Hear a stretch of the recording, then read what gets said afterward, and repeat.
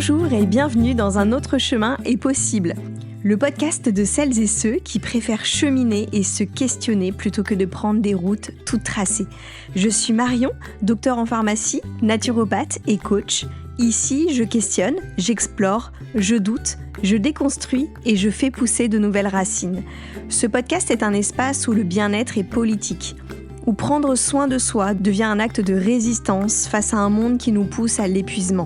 C'est un espace où on parle de bien-être, d'écologie, de naturopathie, d'entrepreneuriat, de problématiques de société et de choix de vie engagés.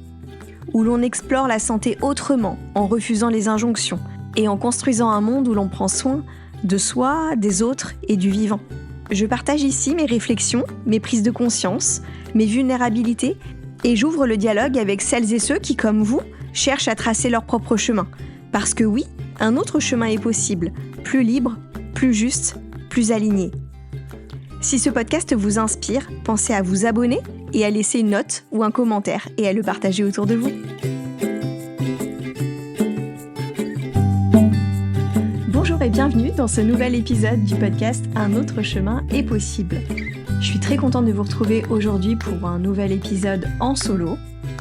Et pour ce mois de novembre, j'avais envie de vous faire un bilan après 3 ans d'activité à mon compte. Alors peut-être que vous me suivez depuis longtemps et que vous avez justement suivi un petit peu les coulisses de ces 3 ans, parce que je les ai partagées, que ce soit sur les réseaux sociaux ou via mon podcast, et je vais revenir dessus. Mais peut-être que vous me connaissez depuis moins longtemps, vous êtes arrivé récemment sur le podcast, et je vais peut-être un petit peu vous resituer. Effectivement, je me suis lancée il y a 3 ans à mon compte. Auparavant, j'ai été pendant 12 ans salariée dans l'industrie cosmétique. Je suis pharmacienne de formation, mais je m'étais vraiment spécialisée dans le domaine de la cosmétique et je travaillais chez le numéro 1 mondial des cosmétiques. Et après mon retour de congé maternité, j'ai choisi de quitter le salariat pour reprendre une formation en tant que naturopathe et également une formation de coaching qui est venue ensuite. Et je me suis lancée à mon compte en septembre 2022. Alors, j'avais commencé assez tôt dans le courant de ma formation à déjà faire que ce soit des missions en entreprise ou lancer mes consultations. Mais voilà, le moment où tous les cours étaient finis et que j'étais vraiment 100% dans mon activité, c'était septembre 2022. Et donc, j'avais fait déjà à l'automne 2023, donc c'était dans les premiers épisodes du podcast, un bilan sur ma première année à mon compte. Donc, je vais vous remettre les liens dans la description du podcast. C'était vraiment un bilan que j'avais construit de manière assez... un bilan assez business en fait. Parce que c'est ça qui me parlait à ce moment-là, vraiment où je rentrais assez dans le détail de ce que j'avais mis en place, ce qui avait bien marché, moins bien marché, tout ça. Et donc c'est vrai que cette première année, à mon compte, ça avait été pas mal une année, en tout cas les débuts ont été vraiment un côté presque un peu lune de miel, vraiment l'excitation, la joie de me lancer, de créer, ça a été assez incroyable. Et j'ai eu on va dire à peu près une deuxième année, alors c'est pas tout à fait exact dans les dates, hein, c'est pas arrivé pile à des dates d'anniversaire, mais grosso modo c'est ça. La deuxième année, elle a été un peu plus difficile puisque ça a été plutôt une année avec beaucoup de désenchantement, de la désillusion aussi, et c'est notamment quelque chose que j'avais partagé dans un autre épisode, qui n'était pas un épisode bilan en lui-même, mais qui est l'épisode 21 sur l'envers du décor de la reconversion dans le bien-être, dans lequel je partage justement un peu toutes ces prises de conscience et ce désenchantement, et au final, c'est une forme de bilan que j'ai fait, mais sans le nommer tel quel. Et donc, je me suis rendu compte, à l'automne 2025, que là, effectivement, j'avais passé le cap de la 3e année. En tout cas, la date d'anniversaire est passée. Et c'est intéressant parce que dans l'entrepreneuriat, on dit souvent qu'il faut 3 ans pour vivre de son activité. Donc, c'est un peu une date charnière. Et c'est vrai que, comme je viens de vous le dire, la première année a été l'euphorie, la deuxième un peu plus de l'ordre du désenchantement. Et c'est vrai que la 3e année, on pourrait dire que c'est un peu l'année de la maturité. Alors, c'est peut-être un grand mot, mais c'est un moment où, en tout cas, ce que je vais partager aujourd'hui, c'est peut-être une vision plus équilibrée, justement, que les 2 années précédentes, parce qu'il y a aussi plus de recul. Et je trouvais intéressant, justement, après cette date un peu clé dans une activité, de partager un petit peu ce recul et où j'en suis. Alors c'est vraiment un partage d'expérience. En aucun cas je fais de généralité, il y a des tas de parcours, différents. Faut vraiment le prendre comme un partage personnel et j'espère que ça peut vous apporter, vous éclairer sur votre propre chemin. Peut-être qu'il y a des choses qui vont faire écho, peut-être des choses vont être très différentes. Voilà, je trouve que c'est important que je le précise et peut-être pour vous resituer quand même un petit peu aujourd'hui où j'en suis. Là, justement, je viens de regarder par rapport à l'ensemble de mon chiffre d'affaires sur l'année en cours. J'ai une grosse majorité de mes revenus qui viennent quand même de l'entreprise, à peu près 75. Donc, ouais, c'est presque un petit peu plus des 2 tiers. Ce sont plutôt des missions de création de contenu, que ce soit de la rédaction d'articles, de la création de formations, ça peut être aussi, sous forme de consulting, de l'accompagnement, sur des sujets autour de la santé naturelle et de la naturopathie. Et du coup, j'ai un peu plus de 25 qui est de l'ordre de l'accompagnement pur. Donc la majorité pour moi maintenant, c'est du coaching où j'accompagne des entrepreneurs, principalement dans le domaine du bien-être, à lancer leur activité ou alors à affiner ce qu'ils veulent vraiment, à les aider à définir une activité qui leur correspond et une manière de communiquer également. Donc c'est vraiment de l'accompagnement autour du domaine, professionnel. Et également, il y a toujours une partie de consultation, naturopathie, mais voilà, tout ça, je vais revenir aussi un peu dessus pour vous raconter comment ça a évolué. Alors pour faire ce bilan, j'ai choisi peut-être vous partager 3 ans plus tard ce que j'y ai gagné par rapport à ma vie d'avant, avant cette reconversion et puis aussi partager ce que j'ai perdu.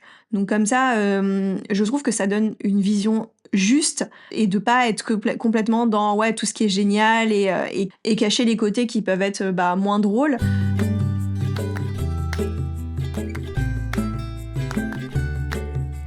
Alors je vais commencer par ce que j'y ai gagné. Une des premières choses, c'est la liberté. Ça fait peut-être un peu bateau, parce que c'est un peu ce qui revient le plus au sujet de l'entrepreneuriat. Néanmoins, c'est quand même, quelque chose que je vis vraiment et qui est assez fort en fait, parce qu'effectivement après avoir été, 12 ans salarié, c'est quand même, un des changements majeurs. Effectivement, c'est la liberté d'organiser, bah, ses journées, de la manière, dont je le souhaite. En termes de temps horaire, de quand est-ce que j'ai envie d'avoir des accompagnements et quand est-ce que j'ai envie de travailler sur autre chose. Tout ça, c'est vraiment, moi qui le décide. Il y a aussi la manière de fonctionner sur mon année, en fait, j'ai vraiment cette liberté-là et effectivement, depuis que je suis à mon compte, moi je vis sur Paris et j'ai toujours passé l'été, dans le sud de la France, là où on a une maison de famille.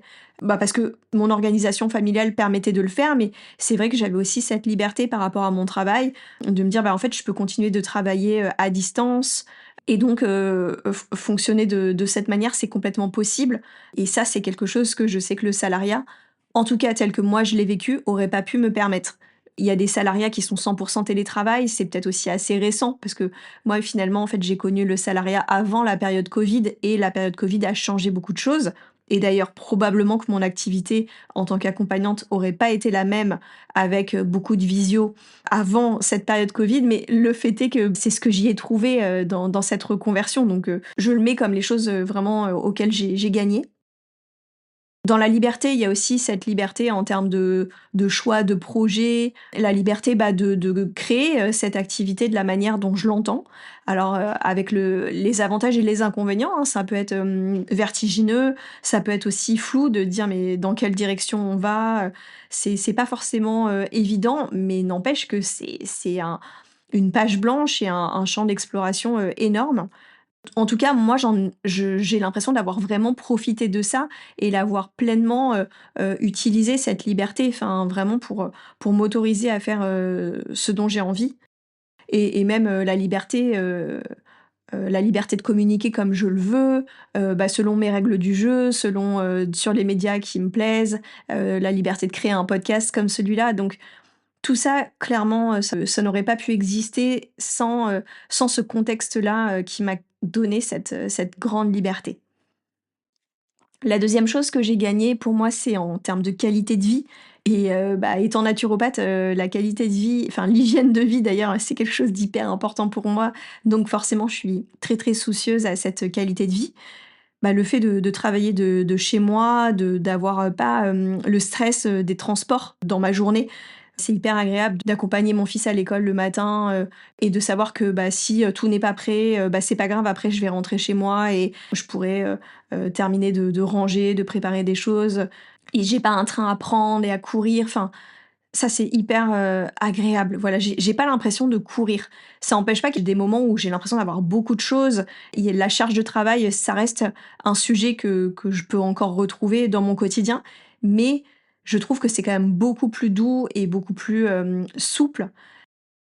Une autre chose importante pour moi, c'est vrai que, c'est le fait de manger tous les jours, chez moi et ça, c'est important parce que, encore une fois, étant naturopathe, j'accorde beaucoup d'importance à ce que je mets dans mon assiette et là, je le choisis à 100. Alors encore une fois, ça peut être vu comme une contrainte, parce que ça veut dire que c'est une logistique, qui se rajoute.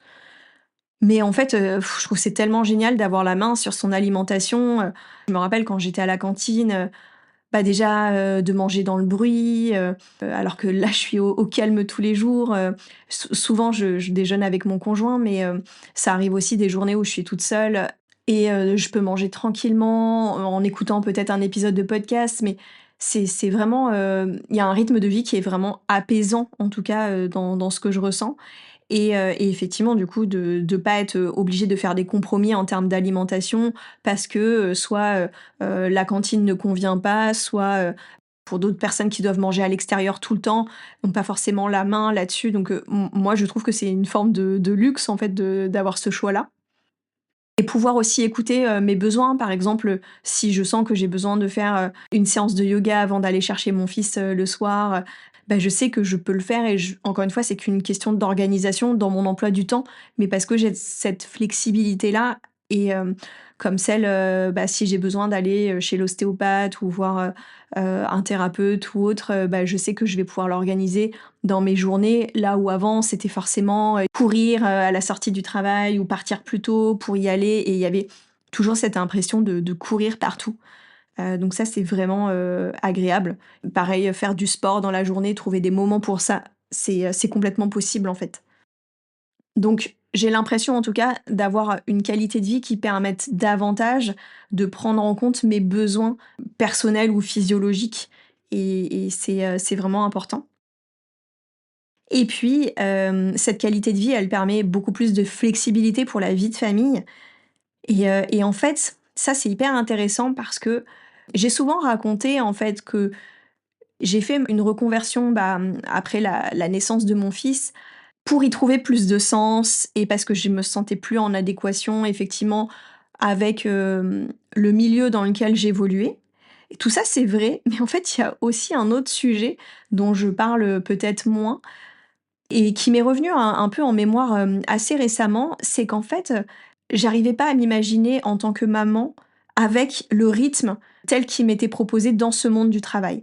Donc ça veut pas dire que c'est impossible ou autre et pourtant il y en avait plein, hein, des mamans autour de moi, mais j'arrivais pas moi à me projeter par rapport à ce dont j'avais envie et par exemple quelque chose que je suis hyper heureuse de pouvoir le faire aujourd'hui, je vais tous les jours, chercher mon fils, à la sortie de l'école.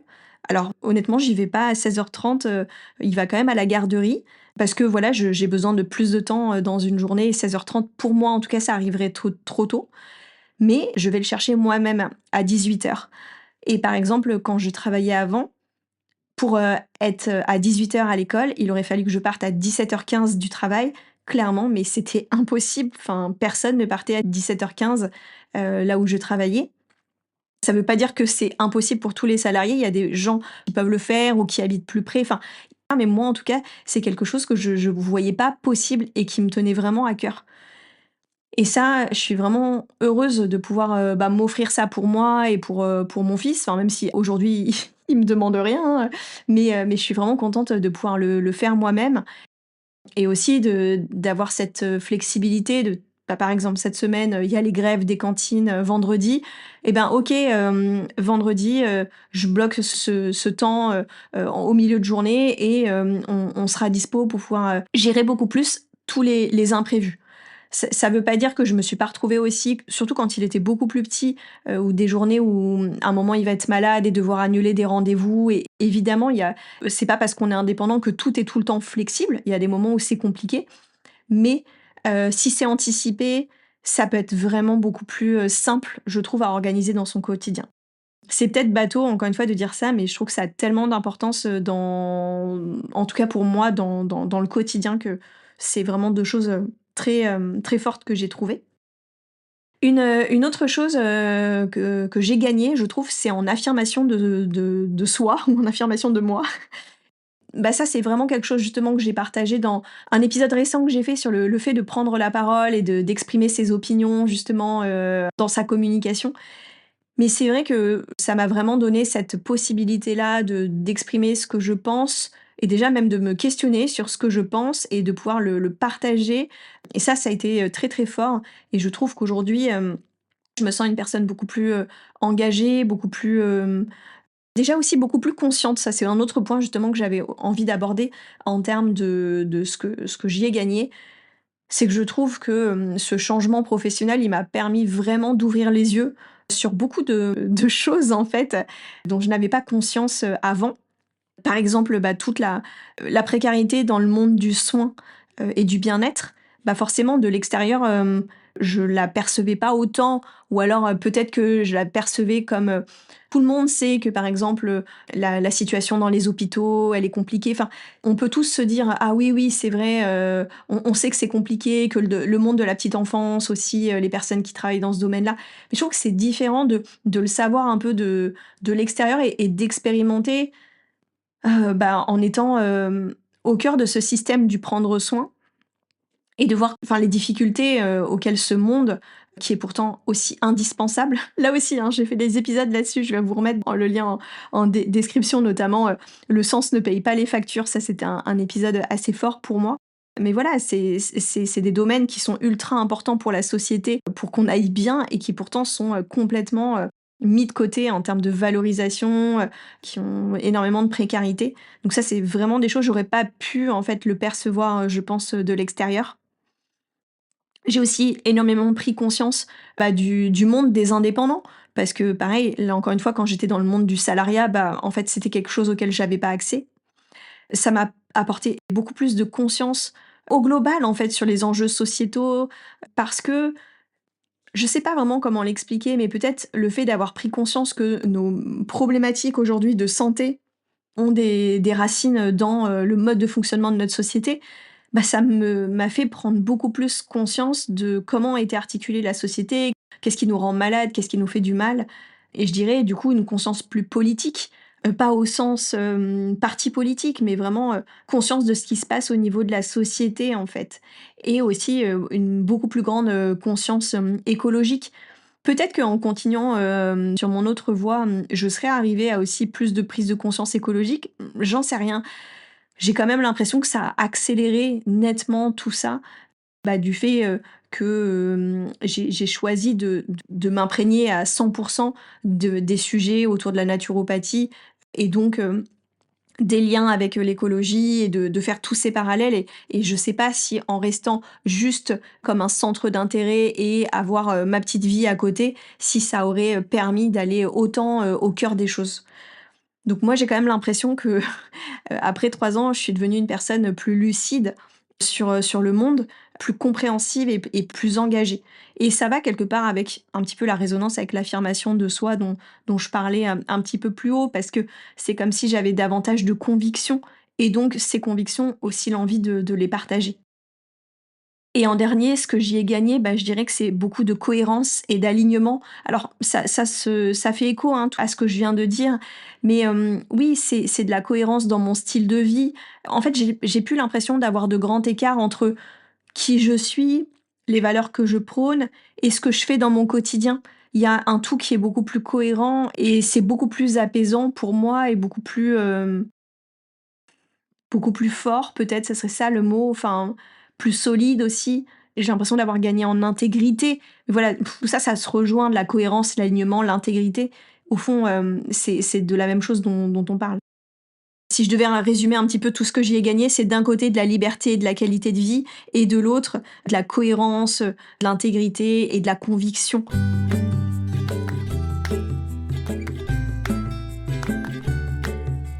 Maintenant, je vais vous partager ce que j'ai perdu. Je vais commencer par un truc, tout bête, hein, mais je vais parler de sédentarité. ça fera écho probablement à l'épisode que j'ai fait avec Alexandre Dana. Et c'est pas pour rien que je mets ça aussi en premier, parce que depuis que j'ai fait cet épisode, j'ai quand même essayé de changer ça. C'est sûr qu'en travaillant de chez moi, j'ai plus de temps de déplacement sur la journée. Alors avant, je prenais les transports en commun, mais j'avais quand même de la marche. Et de toute façon, même quand on prend les transports, il y a quand même souvent pas mal de marches pour aller jusqu'à la station de métro, s'il y a des changements, tout ça. Donc en fait, on est quand même beaucoup plus actif. Et même sur mon lieu de travail, je devais marcher pour aller d'un endroit à un autre, pour aller à la cantine. Enfin, j'étais plus mobile sur une journée que là, le fait d'être travaillé toute la journée à la maison. Et en fait, forcément, je m'en suis pas rendu compte tout de suite, mais en fait, au bout de 3 ans, les effets se sont beaucoup plus fait sentir année après année. Et aussi, il y a eu beaucoup d'effets un peu moraux, parce que notamment en hiver, il y a des journées où je vais très très peu sortir de chez moi et du coup avoir un vrai manque de luminosité. Et ça, c'est très très important, pareil, de se forcer à sortir au quotidien. Et en fait, c'est quelque chose que j'ai beaucoup négligé. Donc je suis en train de le changer. Mais n'empêche que voilà, ça a été quelque chose que j'ai perdu, du mouvement peut-être dans le quotidien, et il a fallu que je trouve des manières de le ramener. J'ai souvent partagé que je faisais du trampoline dans mes journées. Je fais un peu de yoga le matin, mais ça, je le faisais même avant, quand je travaillais. Je suis en train de rajouter de la marche quotidienne. J'essaye d'aller à la bibliothèque. Enfin, j'ai quand même vraiment besoin de mouvement dans mon quotidien. Donc ça, je lui redonne de la place, parce que sinon, c'est trop d'immobilité dans mes journées. Ensuite, une chose que j'ai perdue et qui est assez importante quand même, c'est du lien social. Parce qu'il y a quand même le fait de travailler seul et d'avoir beaucoup de solitude dans ces journées. Encore une fois, c'est quelque chose qui peut me convenir, parce que moi, j'aime bien être au calme, d'être tranquille. Je suis quand même plutôt une nature introvertie. Mais il y a un moment où c'est pareil, c'est toute une question d'équilibre, en fait.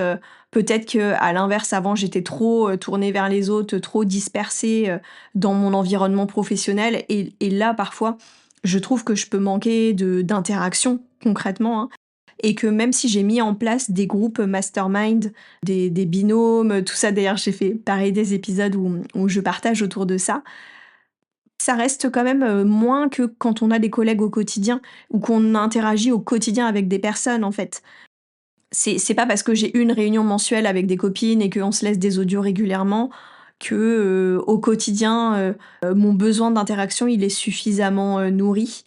Donc ça, je trouve que c'est pas évident. Je peux manquer parfois de stimulation aussi, parce que, en fait, c'est comme si je dois toujours, en fait, m'auto-alimenter moi-même. Alors franchement, j'ai de la chance, hein, parce que je trouve que j'arrive quand même bien à le faire.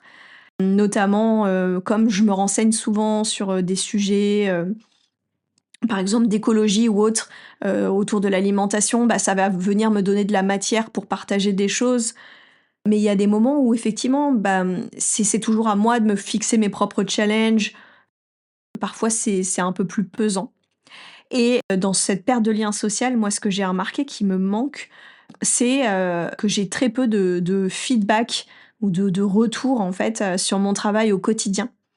Alors j'en ai de temps en temps, notamment par mes clientes, quand elles me font des retours en fin d'accompagnement, et puis même parfois en séance ou lors d'échanges.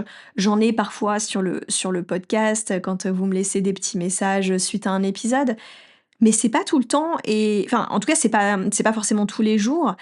Et c'est vrai que il y a souvent des moments notamment dans la création de contenu, il y a plein de fois où je vais faire des épisodes où j'ai pas forcément de retour.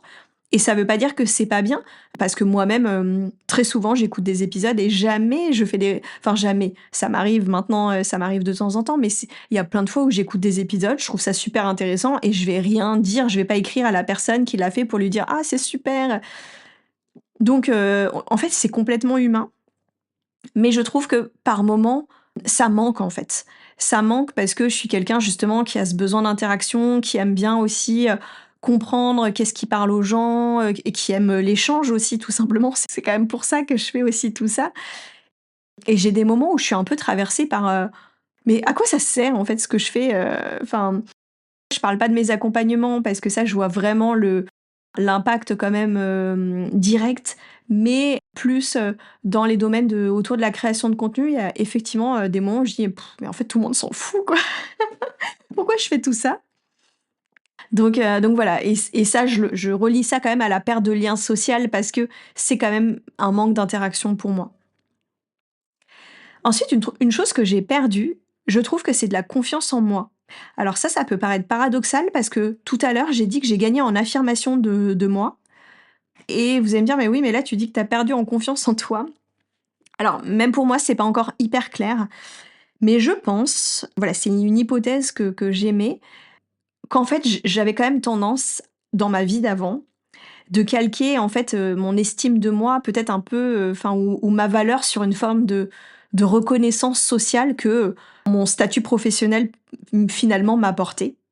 Puisque en fait, il correspondait aux critères, de réussite, de la société, quoi. Le fait de travailler, d'avoir un certain niveau de poste dans des grandes entreprises, aujourd'hui, ça continue de faire partie des, normes de réussite sociale. Ça veut pas dire qu'elles sont bonnes, ces normes. Je suis pas du tout, au en phase avec ça. Mais le fait est que j'ai grandi dans ce système de représentation qui reste un système de représentation, majoritaire, et comme, bah, j'avais de la chance de coller à ce référentiel-là, je pense au fond, j'avais une forme de satisfaction. Et aujourd'hui, bah, j'ai choisi de tout déconstruire, et ça a été vraiment mon choix, donc ça, je le remets pas en cause. Mais j'ai pas vraiment encore retrouvé un nouveau système de reconnaissance. C'est pas parce que justement cette reconnaissance-là, au final, je l'avais et j'ai fini par dire: «Bah, en fait, j'ai pas envie de la garder puisque, elle m'apporte pas tant que ça». Donc au final, j'en voulais plus, mais je pense que j'ai encore du mal à avoir créé cette nouvelle forme de reconnaissance. Donc voilà, peut-être finalement, c'est pas tant de la confiance en moi, c'est peut-être de la reconnaissance sociale dont je parle, je sais pas.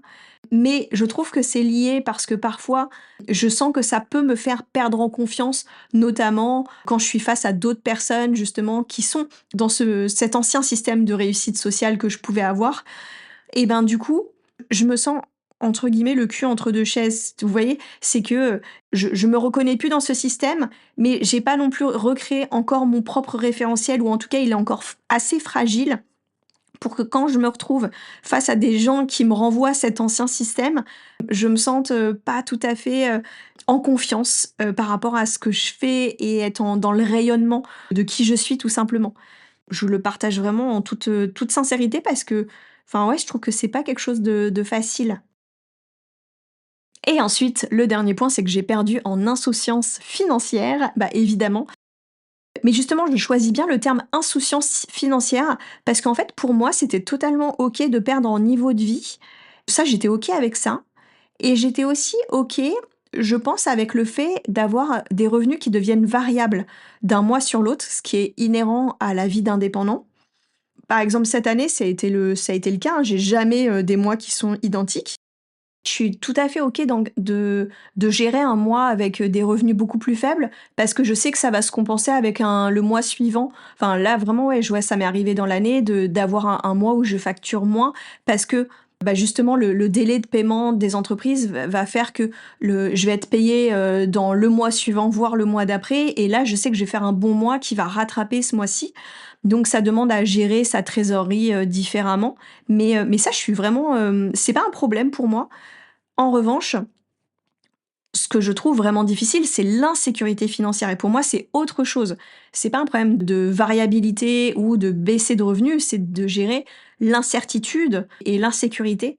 Moi, j'ai vraiment trouvé justement qu'il m'a fallu 3 ans pour réussir à me trouver une forme de stabilité financière. Et encore, je touche un peu du bois en vous disant ça parce que justement, j'ai pas encore la confiance que ça y est, c'est bon en fait. Comme si, bah oui, en ce moment, je l'ai, maintenant, ça peut encore s'arrêter, du jour au lendemain. Probablement que c'est quelque chose qu'on vit avec, tout le temps, quand on est, indépendant, et qu'il faut apprendre, à vivre avec. Moi, j'ai encore, du mal avec ça, ça fait que 3 ans. Mais ouais, enfin l'insouciance financière, c'est-à-dire, pour moi, ce que j'appelle l'insouciance, c'est le fait de dépenser sans se poser de questions. Bah, ça, clairement, je l'ai perdu.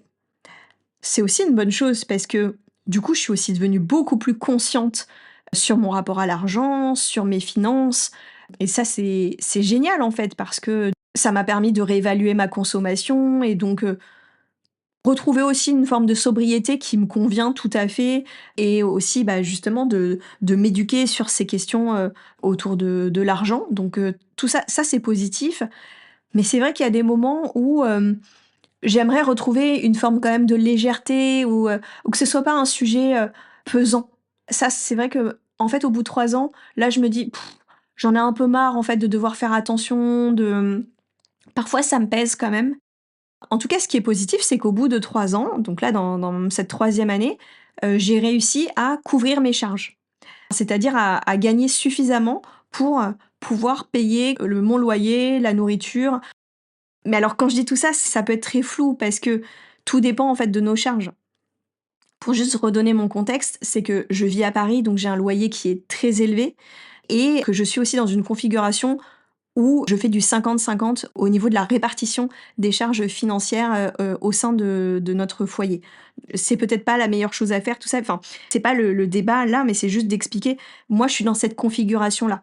Ce qui veut dire que ça m'a pris 3 ans.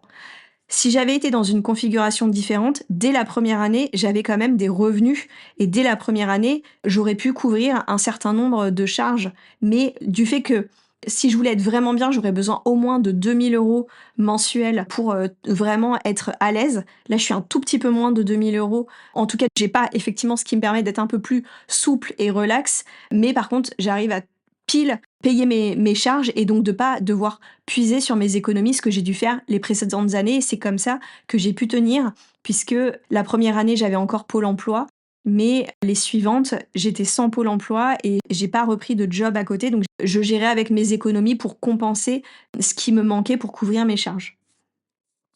Donc, enfin voilà, du coup, j'ai l'impression de répondre à cette, question de oui, il faut 3 ans pour vivre de son activité.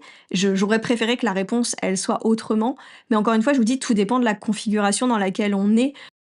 C'est pour ça que c'est une phrase où on peut y mettre tout un peu tout et n'importe quoi, donc voilà, je préférais redonner ce contexte-là. Mais ça, c'est sûr que j'ai perdu vraiment cette forme d'insouciance, financière, mais que je suis quand même contente d'arriver au bout de 3 ans à une forme quand même d'un peu plus de stabilité et atteindre une sorte d'équilibre financier dont j'avais besoin, même s'il n'est pas encore super confortable.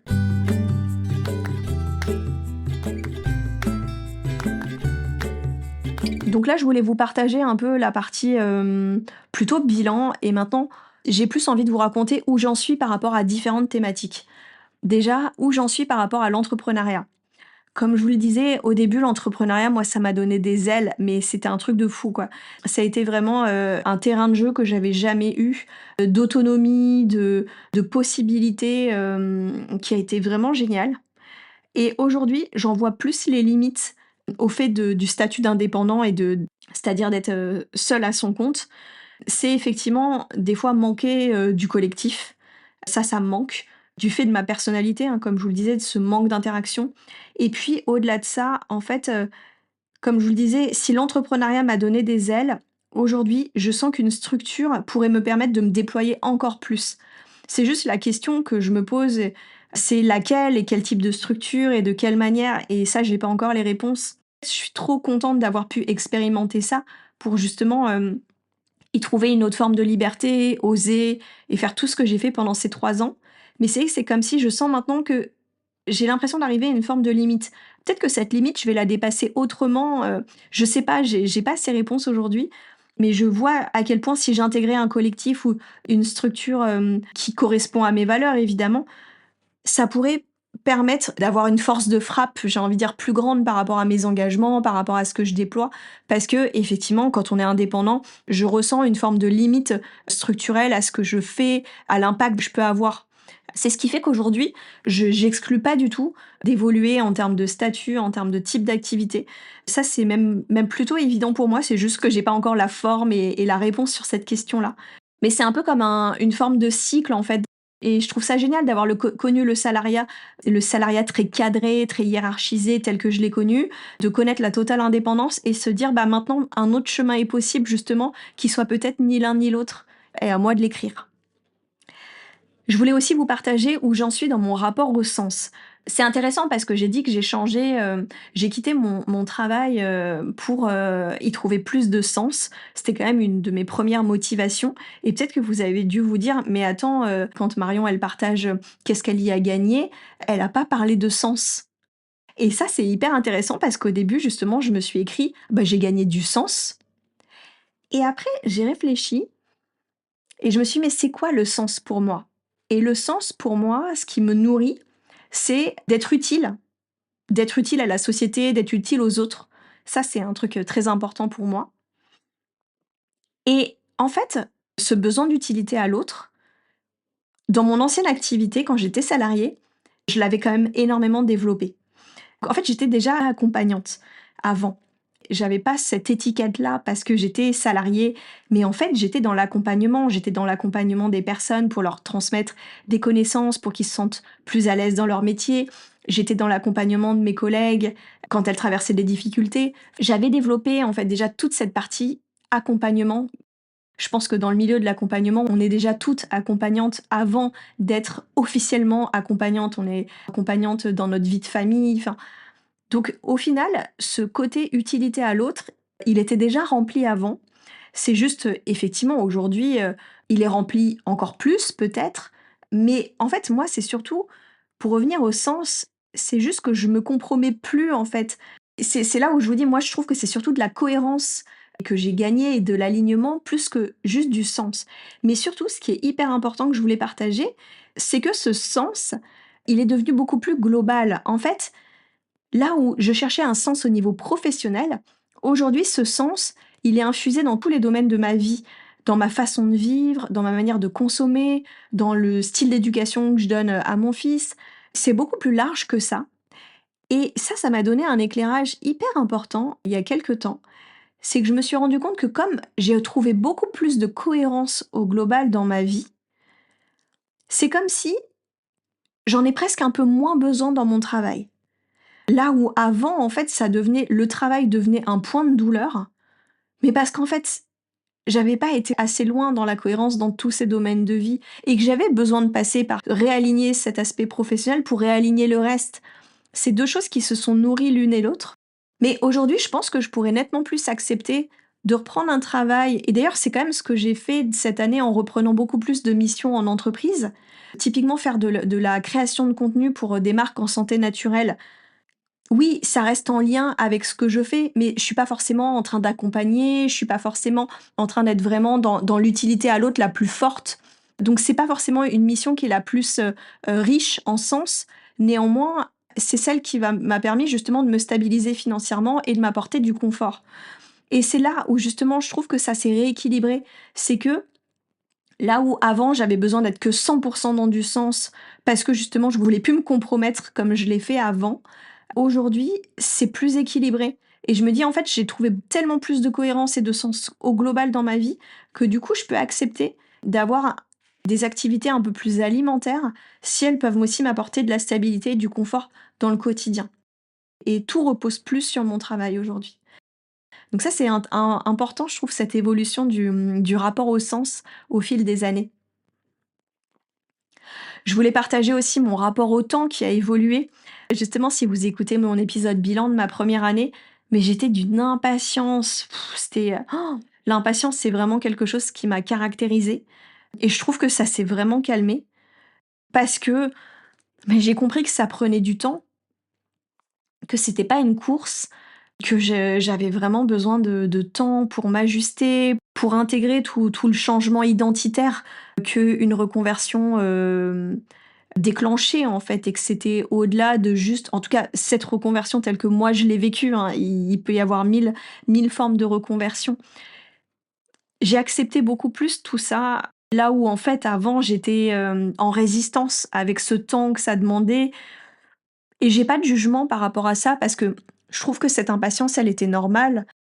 Enfin, personne n'est, dans une sagesse absolue, c'est normal de vouloir aller vite, dans une société qui nous demande d'aller vite.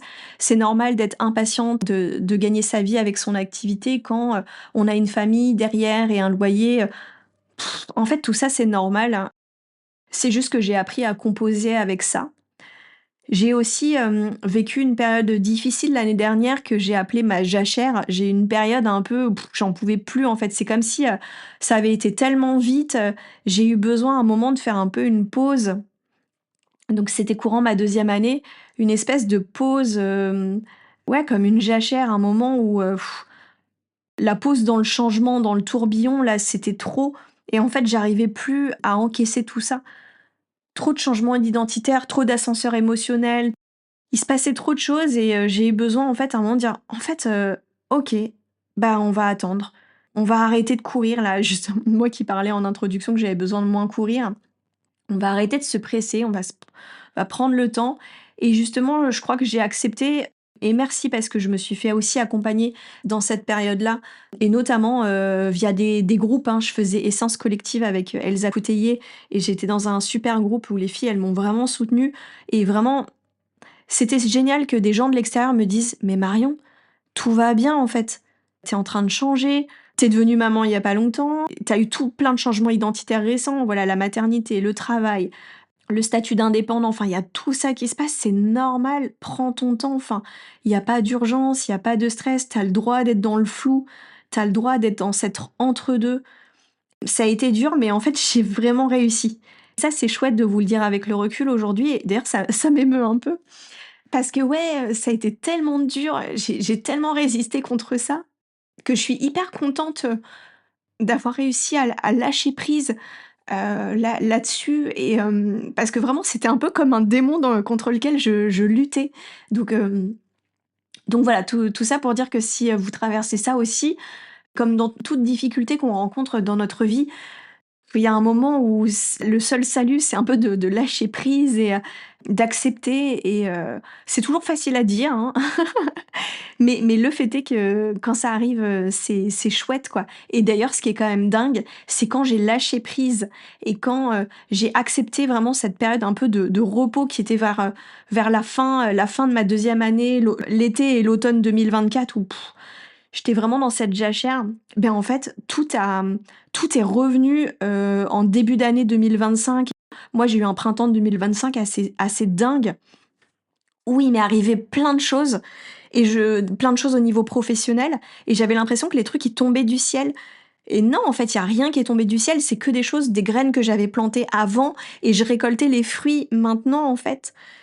Mais il y a eu toute cette période d'entre-deux qui a été longue et difficile à tenir, pendant cette période, mais j'ai tellement envie de dire à tous les gens qui sont dans cet entre-deux, mais en fait, il faut tenir le coup et trouver comment tenir le coup justement. Est-ce que c'est repasser par un job alimentaire qui nous permette de tenir le coup en attendant? Comment on peut s'organiser au niveau familial? Mais c'est voilà, comment on tient ce moment sans lâcher? Parce que la vérité par contre, c'est que j'ai pas lâché enfin, j'ai lâché prise, mais j'ai jamais arrêté mon engagement, ma communication. J'ai quand même toujours persévéré tout en prenant soin de moi, dans cette période qui était dure et en fait, les choses, elles sont revenues ensuite et j'ai trouvé ça complètement dingue, quoi, comme message encore de la vie de persévère, fais-toi confiance, à un moment, ça va venir et peu de temps après ce lâcher prise, plein de trucs sont arrivés. Donc je trouvais ça vraiment fou.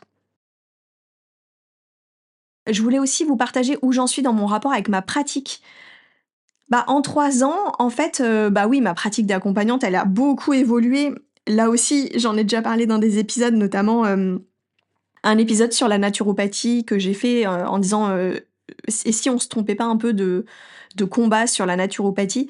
C'est vrai que je me suis quand même énormément éloignée de ce que j'ai pu apprendre en école, la manière dont on m'a transmis, en fait, pour trouver, ma façon de faire à moi.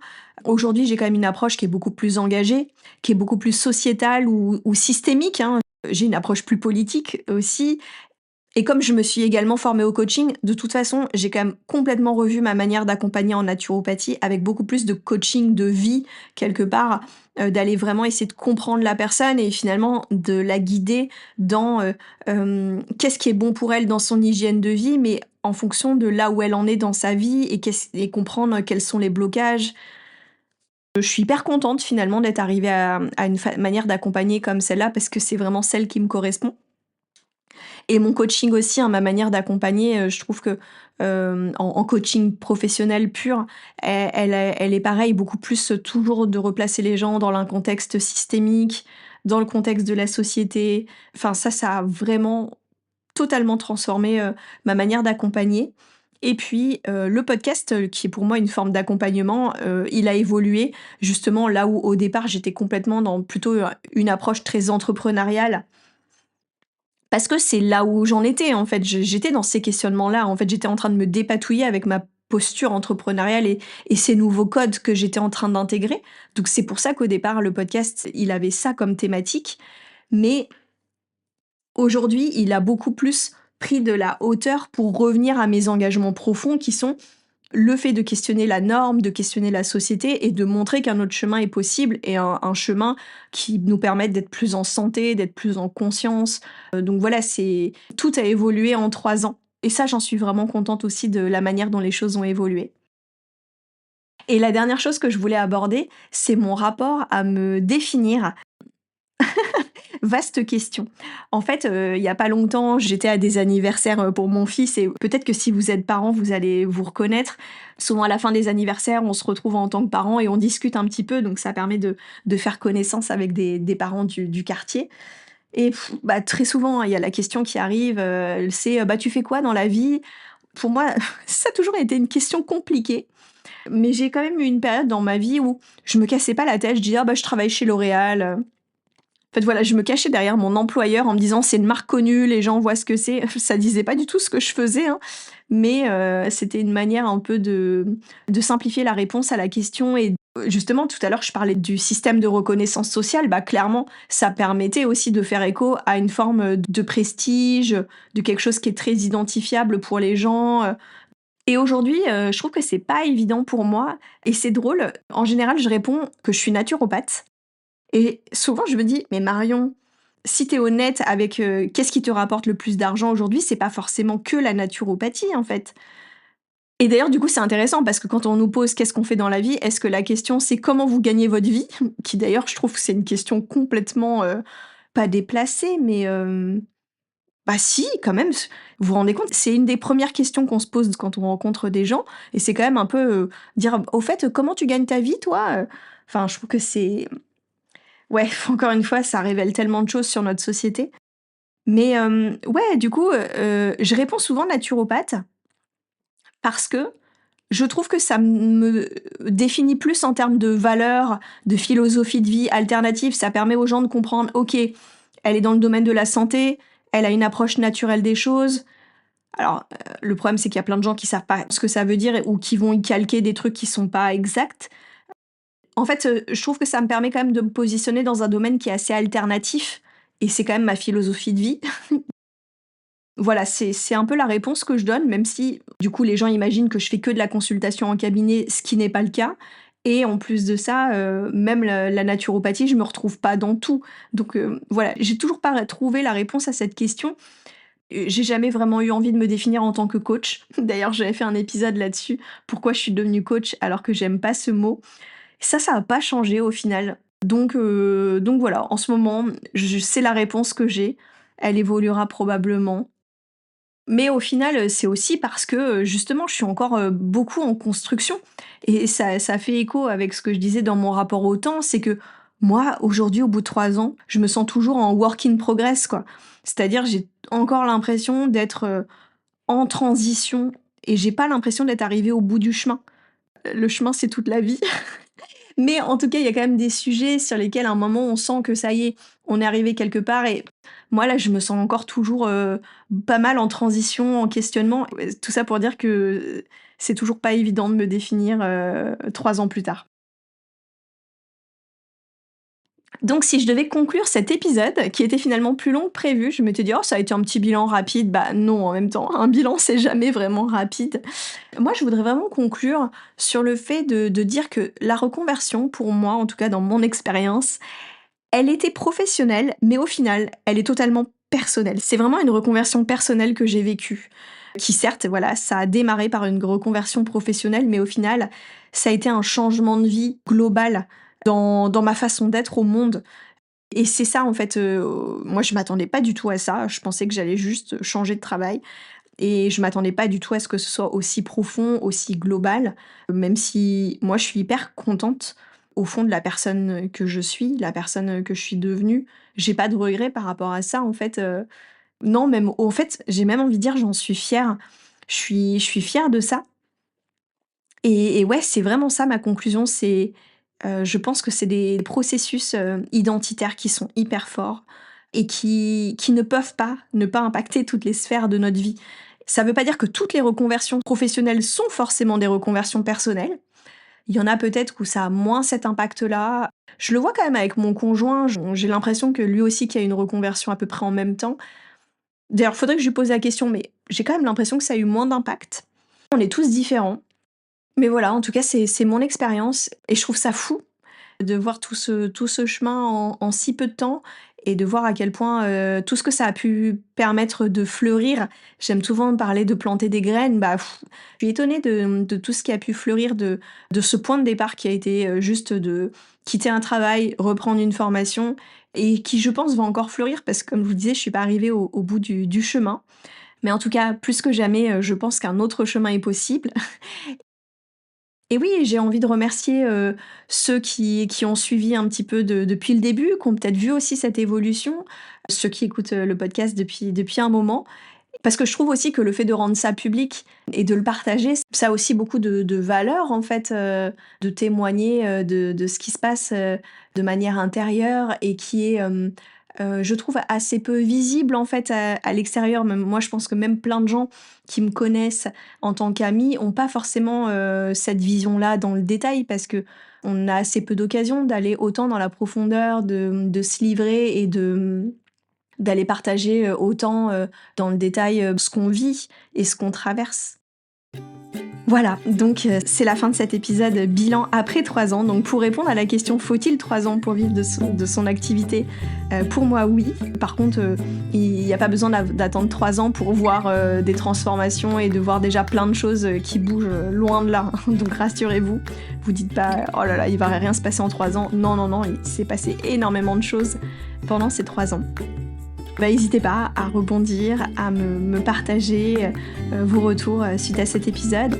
Vous pouvez me retrouver sur Instagram @marion.alvesdeoliveira ou sur mon site internet marionalvesdeoliveira.com. N'hésitez pas à noter le podcast, ça aide beaucoup à le faire connaître. Le podcast Un autre chemin est possible est un podcast indépendant. Tout est réalisé par moi-même et la musique est de Guilain Bouillou. Je vous dis à très bientôt pour un prochain épisode et d'ici là, prenez soin de vous.